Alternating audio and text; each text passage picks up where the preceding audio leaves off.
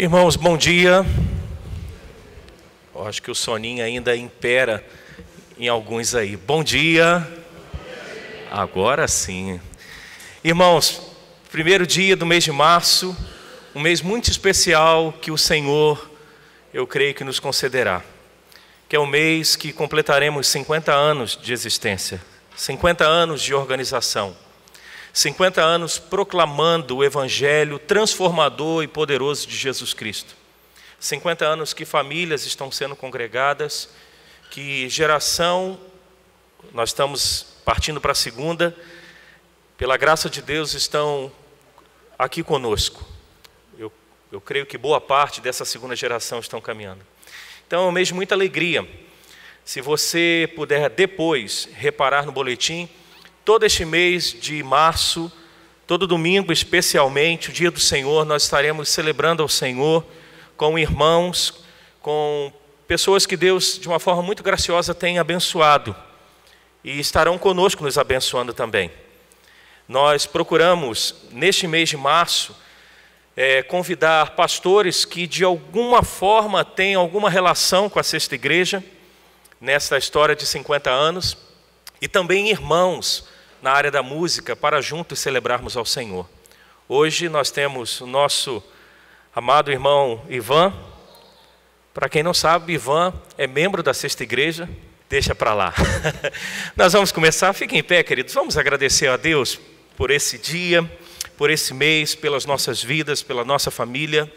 E para esta oração, eu quero pedir a nossa irmã, Dona Diná. Eu vou pegar o microfone aqui, Dona Diná, para a senhora orar com o microfone, para todos nós, para que todos nós possamos ouvir e depois dizer amém. As músicas de esperança que os compositores têm feito.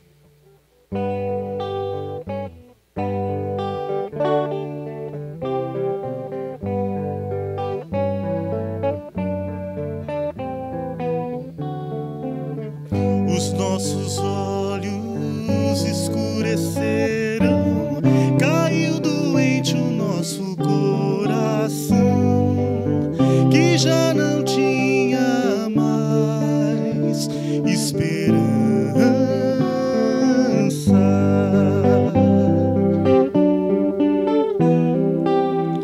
Os nossos olhos escurecerão, caiu doente o nosso coração, que já não tinha mais esperança.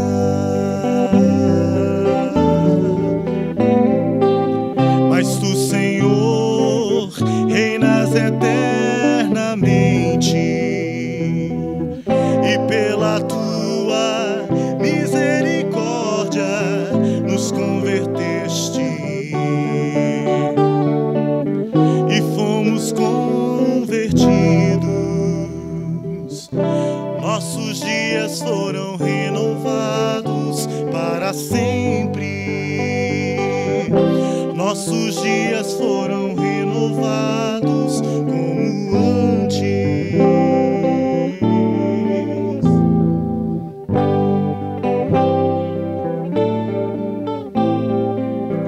Os nossos olhos escurecerão, caiu doente o nosso coração, que já não tinha mais esperança.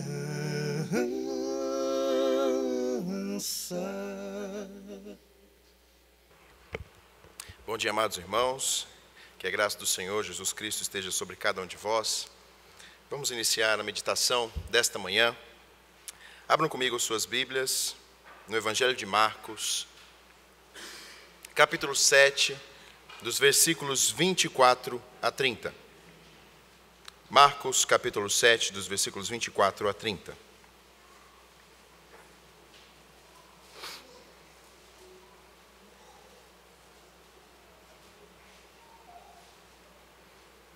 Eu vou proceder à leitura, eu peço aos irmãos que acompanhem. Assim diz a palavra de Deus. Levantando-se, partiu dali para as terras de Tiro e Sidom, Tendo entrado numa casa, queria que ninguém o soubesse. No entanto, não pôde ocultar-se, porque uma mulher cuja filhinha estava possessa de um espírito imundo, tendo ouvido a respeito dele, veio e prostrou-se-lhe aos pés. Esta mulher era grega, de origem sírio-fenícia, e rogava-lhe que expelisse de sua filha o demônio. Mas Jesus lhe disse: deixa primeiro que se fartem os filhos, porque não é bom tomar o pão dos filhos e lançá-lo aos cachorrinhos. Ela, porém, lhes respondeu: sim, Senhor, mas os cachorrinhos debaixo da mesa comem das migalhas das crianças. Então lhe disse: por causa dessa palavra, podes ir. O demônio já saiu de tua filha. Voltando ela para casa, achou a menina sobre a cama, pois o demônio a deixara. Oremos. Grandioso Pai, estamos aqui como igreja do Senhor, reunida para louvar-te, para aprender um pouco mais da tua palavra. Que o teu Santo Espírito, ó Deus, abra os nossos corações, nos traga o entendimento necessário para vivermos uma vida com mais santidade. Vivemos uma vida, ó Pai, para te servir e ser sempre gratos nos corações por tudo que o Senhor tem feito por nós. Ó Deus, conceda-nos, ó Pai, o entendimento do teu Santo Espírito agora e aplique essa palavra nos nossos corações. No nome do Senhor Jesus Cristo. Amém. Eu estou feliz, muito feliz, porque são 50 anos. Eu não tenho ideia do que é ter 50 anos, só tenho 32. Mas eu imagino o tanto de história que essa igreja viveu. É gostoso quando você se afunda ali nas atas, tentando discernir um pouquinho como era essa igreja no passado. Tem alguns irmãos fazendo e desenhando a igreja como era 30 anos atrás. Tem alguns irmãos que de uma forma saudosa contam como essa igreja foi crescendo. São 50 anos. Mas 50 anos também regado por muita oração, por muito jejum, por muitas súplicas. Nesses 2 meses, conforme os nossos pilares, que é o tema da igreja neste ano, o pilar agora desses próximos 2 meses será a oração. E nada melhor do que começarmos este mês, que é um mês de aniversário, baseado neste pilar da oração. A oração é a súplica dirigida ao Senhor. Na verdade, oração é comunhão com o nosso Pai. É uma conversa íntima que nós temos com o nosso Deus, colocando as nossas súplicas, abrindo o nosso coração, onde nós somos ouvidos. Oração é intimidade do povo com Deus. Oração é o motor da igreja. Uma igreja que não ora, uma família que não ora, um membro que não ora não tem intimidade com o seu Senhor. Mas a oração, ela transborda no coração daquele que ama ao Senhor. Quando Jesus estava na terra, os seus discípulos tiveram o privilégio de ver a Cristo, de servi-lo, de escutar a sua voz. Mas esse Cristo que estava com os seus discípulos por 3 anos, subiu aos céus, mas Ele está aqui presente hoje. Ele continua a ouvir a nossa oração. Ele está com os ouvidos bem atentos ao nosso clamor. No contexto que nós lemos aqui dessa passagem, Jesus ele estava ensinando os seus discípulos. E ele queria ir para lugares, na verdade, por várias vezes, ele levava os seus discípulos para lugares ermos, a fim de ensinar os seus discípulos, a fim de ter intimidade com eles, a fim de colocar nos seus corações o verdadeiro amor para com o perdido, o verdadeiro amor para com Deus. Jesus, então, começou o seu ministério na Galileia, na região de Cafarnaum e também nas imediações. Jesus procurava locais reclusos, afastados dos centros agitados, para poder comunicar essas verdades importantes. Ele separava um tempo para estar com seus discípulos.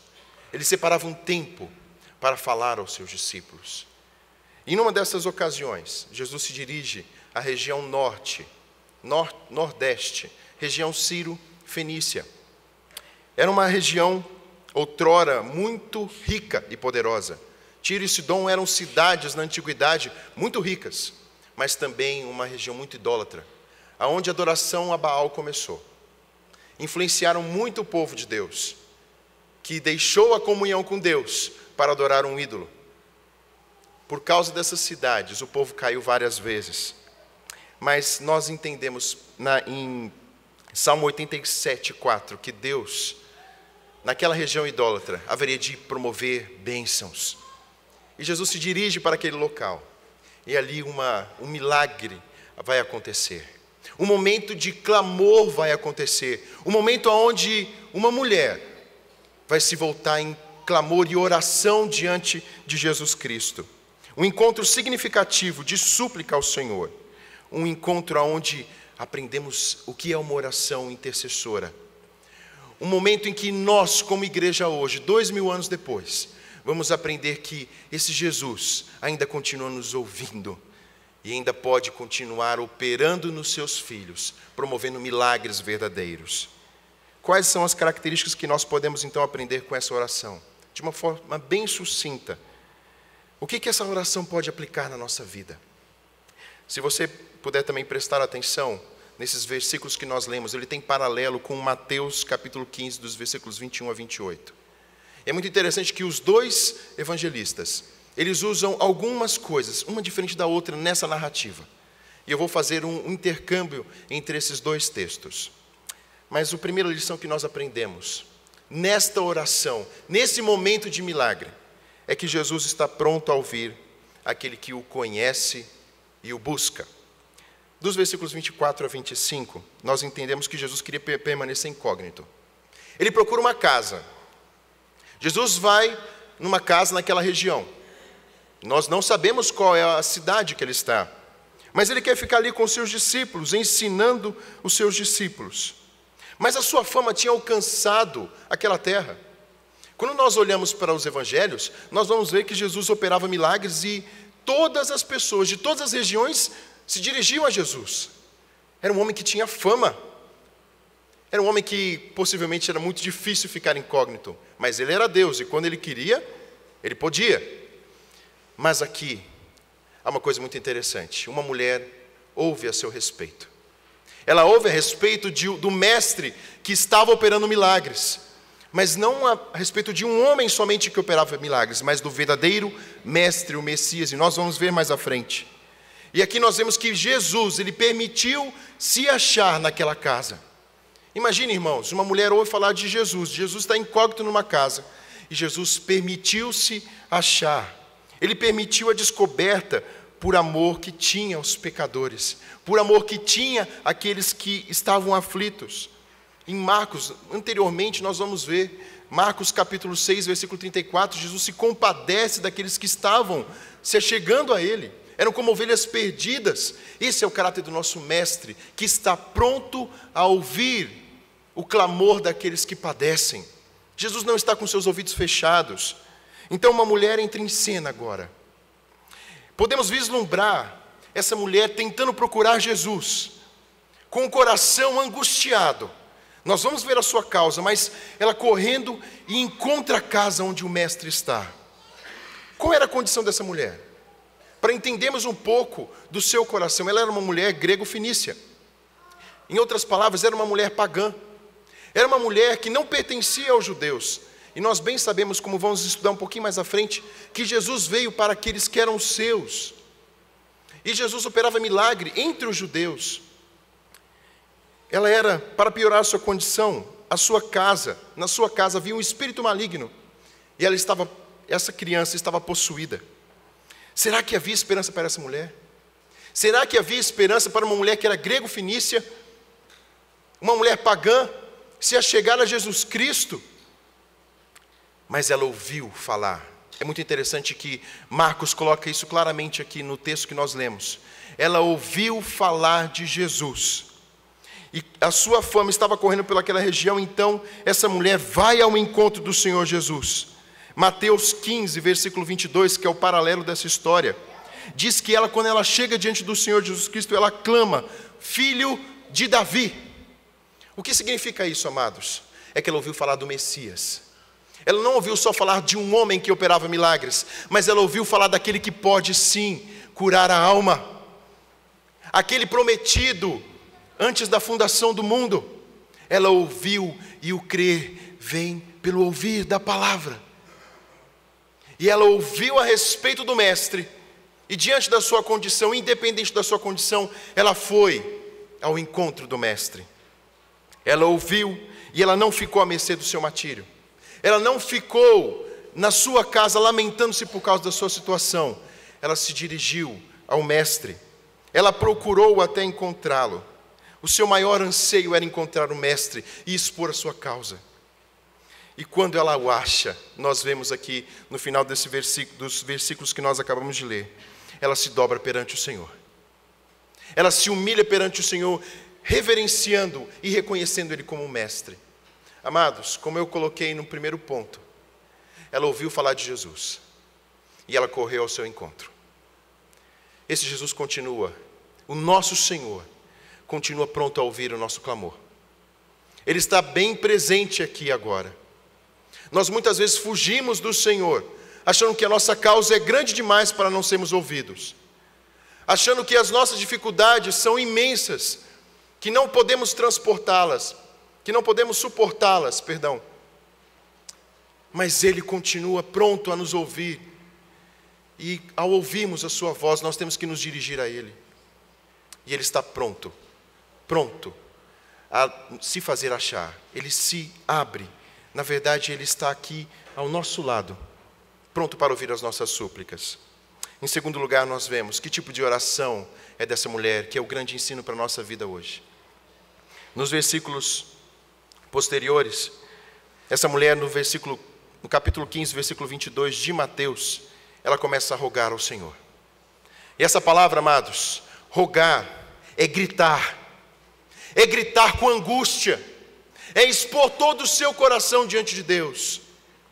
Nós vemos o que é uma oração, amados. A oração é abrir o coração e expor tudo o que há dentro dele. Abrir totalmente o coração diante de um Deus que está pronto a ouvir. E ela gritava clamando ao Senhor: socorre-me, Senhor, socorre-me, Senhor. E é muito interessante aqui, meus amados, que a razão do seu desespero era porque a sua filha estava endemoniada na sua casa. Nós não sabemos quanto tempo ela estava com essa situação. Mas tente imaginar o que é uma mãe vendo o seu filho padecendo todos os dias. Há um clamor no seu coração, e aqui nesse instante ela tem a oportunidade de abrir e chorar diante do Senhor. Esse é o nosso Deus, que nós podemos abrir o nosso coração, amados. Muitas vezes nós guardamos por muito tempo mágoas, problemas, e não abrimos o nosso coração diante de Deus. E aqui essa mulher abre o seu coração. Mas é muito interessante, quando nós voltamos a Mateus, em Marcos não está descrito isto. Depois do grande clamor dessa mulher, Jesus fica em silêncio. Jesus não responde nada. Jesus permanece em silêncio durante um tempo. E para piorar um pouco a situação, enquanto Jesus estava em silêncio, os discípulos, está descrito em Mateus, eles estavam angustiados. A palavra essa no grego é angustiados, falando: mestre, despede-a. Em outras palavras, eles não tinham mais paciência, porque ela estava gritando. Se o próprio mestre não estava ouvindo, então: Senhor, despede-a logo. Mas essa mulher não se deixou tomar por essa situação. O silêncio do Senhor não foi impedimento para ela parar de orar. O silêncio do Senhor para a nossa vida não pode ser impedimento para pararmos de vir à casa do Senhor e orar, ou pararmos de clamar por alguma coisa que não nos foi respondida. E ainda mais, homens que estavam para servir ao Senhor muitas vezes se tornaram pedras, e nem essas pedras foram obstáculos para a vida de uma mulher que sabia quem buscava. Por isso ela volta-se de novo para o Senhor, rogando: socorro, Senhor, socorro. E que grande lição para nós. Ela clama novamente diante do Senhor. E o foco dessa mulher, amados, como eu disse, era a sua filha. A dor da sua filha. A dor da sua filha se tornou a sua dor. E o maravilhoso na oração intercessória, quando nós oramos por aqueles que estão ao nosso redor, pelos nossos filhos, pela nossa igreja, a dor deles passa a ser a nossa dor. E às vezes a nossa causa, que muitas vezes é egoísta, porque muitas vezes nos achegamos ao Senhor pedindo somente por nós, mas quando entendemos a dor do outro, passamos a rogar de uma forma intercessória. E aqui, amados, nós vemos que essa mulher se dobrou ao Senhor, pedindo um favor, o único que podia atender a sua situação, o único que podia resolver a sua situação. E aqui Jesus vem e diz o falar enigmático do Senhor. Ele diz: olha, eu vim para os filhos, eu não posso dar o pão para os cachorrinhos, eu vim primeiro para os filhos. Quando a gente lê essa palavra de Jesus, a gente às vezes não entende. Senhor, o Senhor falou dessa forma, como pode, Senhor? Mas nós temos que aprender a ler a palavra do Senhor de uma forma cada vez mais como um homem que garimpa o ouro.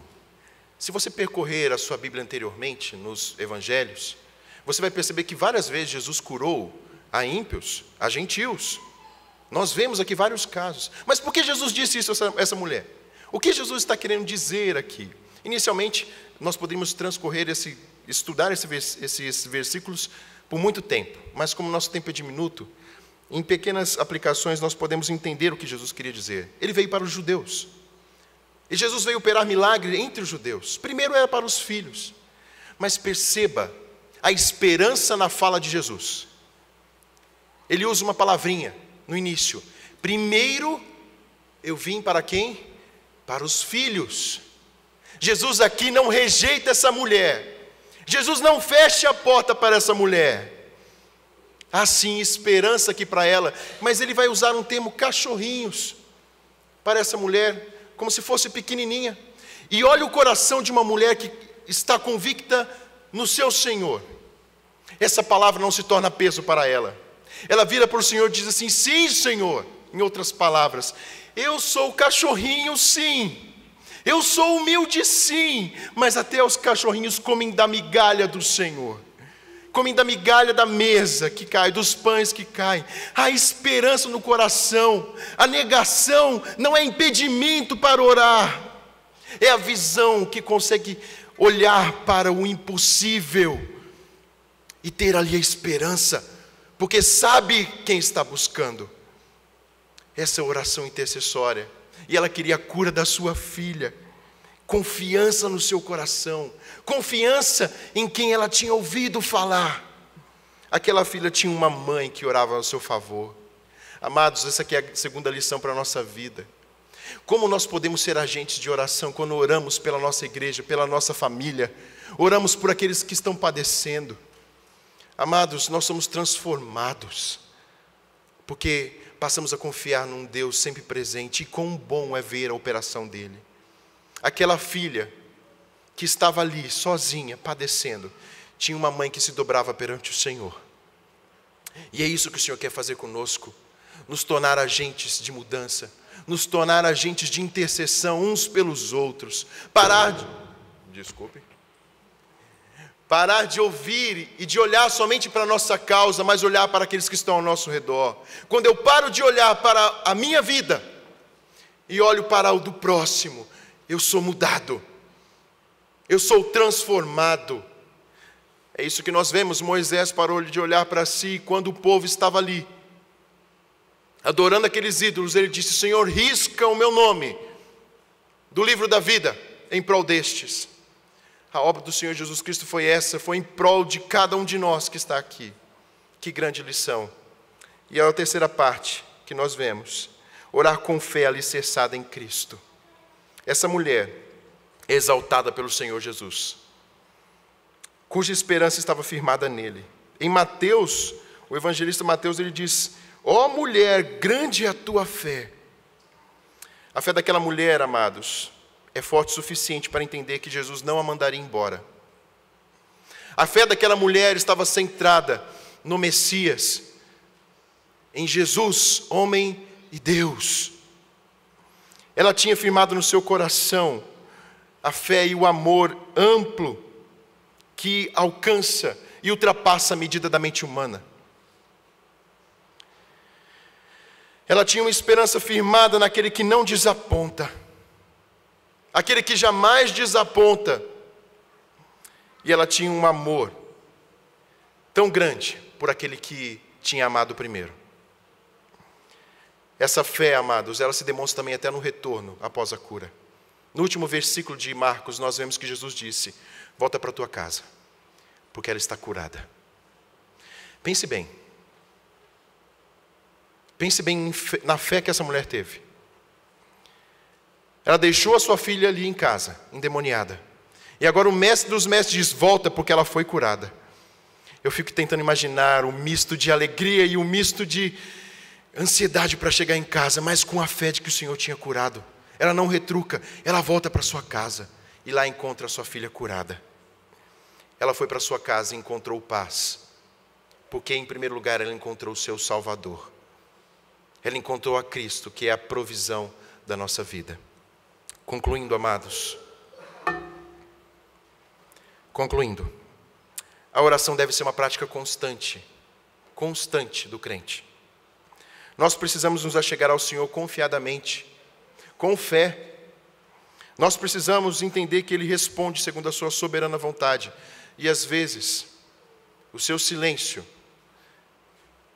vai perdurar para que voltemos cada vez mais a Ele, até encontrar uma resposta. Mas eu quero alertar também aos irmãos. Não está nesse texto, mas eu me baseio um pouco nos discípulos. Eu quero alertar e lembrar que o inimigo da nossa alma, constantemente, tenta nos afastar desses momentos de oração. Tenta usar esses momentos que temos de oração para nos enfraquecer, enchendo as nossas mentes com razões pelas quais nós desistimos de orar. O inimigo da nossa alma faz isso. Nós facilmente desistimos de orar, nós fugimos dos momentos de oração, achando que Deus não ouve, achando que Deus não conhece a minha dor, nem o próximo. Mas eu quero encorajar vocês, nós devemos perseverar nessas orações. Os nossos corações às vezes se mostram frios, mas nós temos um Senhor que pode mudar o nosso coração. Mencionemos diante dele aquele que nós amamos. Pais, mencione os seus filhos. Vocês não podem dar um coração novo aos seus filhos. Vocês não podem dar uma fé nova aos seus filhos. Vocês não podem formar o coração deles aqui agora, mas o Senhor pode. Portanto, a maior arma de vocês, pais, que aqui estão, é a oração. É a oração. O maior ensino que vocês podem dar aos filhos é a oração. Maridos, orem pelas suas esposas. Esposas, orem pelos seus maridos. Igreja, ore pelos membros da igreja. Ofereça-lhes o melhor. Oremos também por todos os homens maus. Raramente nós temos na nossa lista orar pelo nosso governo. Raramente oramos por aqueles deputados que são, infelizmente, oposição frente à família. Nós temos que orar por eles. Nós temos que colocar eles nas nossas listas, porque o Deus do impossível pode transformá-los. Temos que agir, mas temos que orar também por eles. Na nossa lista há oração por eles, nós temos que orar. Talvez a resposta, e eu finalizo aqui, talvez a resposta de Deus não venha hoje. Talvez não venha nos próximos anos, nem nos próximos 50. Talvez a nossa geração passe, cada um de nós que está aqui passe, e muitas orações não serão respondidas. Mas o Senhor há sim, no momento propício, responder. E fazer tudo para a sua glória. Oremos mais, igreja. Oremos mais. Essa igreja foi firmada na oração. E vamos nos firmar cada vez mais em oração até que Ele volte. Louvado seja Deus por isso. Amém.